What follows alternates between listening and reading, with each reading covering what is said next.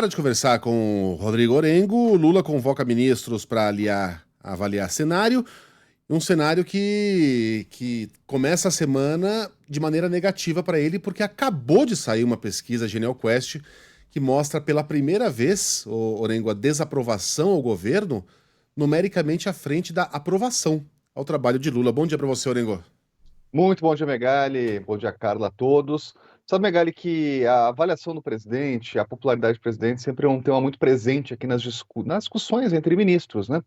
Por isso que esse assunto da inflação no Brasil realmente acabou ganhando prioridade total aqui dentro do Palácio do Planalto, porque é aquele problema que afeta o dia a dia das pessoas, né? O pessoal vai no supermercado, vê que a carne aumentou, o café aumentou, a laranja, né? Produtos aí que sofrem, claro, por consequências do mercado internacional, né? De questões climáticas, mas chega lá e pesa no bolso do brasileiro, né? Então o governo avalia como enfrentar aí É. essa subida dos alimentos e justamente trabalhar para medidas que possam reduzir o preço dos alimentos. Agora, Megali, a gente sabe que a semana começa também com a primeira potencial crise aí, diplomática com o governo dos Estados Unidos, no momento que a gente vê um grande esforço para estabelecer aquela relação pragmática, aquela relação histórica do Itamaraty com governos americanos, inclusive governos que têm posições políticas divergentes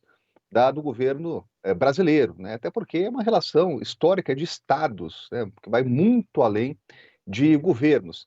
E agora a gente está em meio a essa grande discussão aí sobre os deportados. Por isso, Megali, que nesse momento o fundamental é colocar a bola no chão, né? E o campo diplomático se mobiliza muito nesse sentido, né? Então, o que aconteceu de fato aí no sábado, quando chegaram os deportados no Brasil, e aí começou toda essa discussão, né? O grande problema apontado por autoridades brasileiras foi quando deu a falha técnica naquele avião que chegava dos Estados Unidos.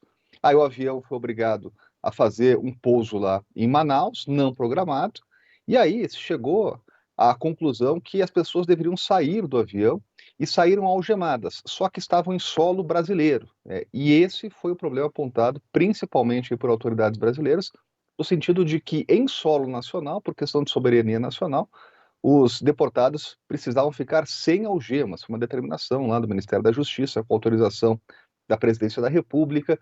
Se colocou aquele avião da FAB lá, inclusive, para buscar os nacionais, né, para seguir a viagem, e depois teve aqueles relatos, inclusive, de agressão que o governo está cobrando, né? O que se faz no meio diplomático?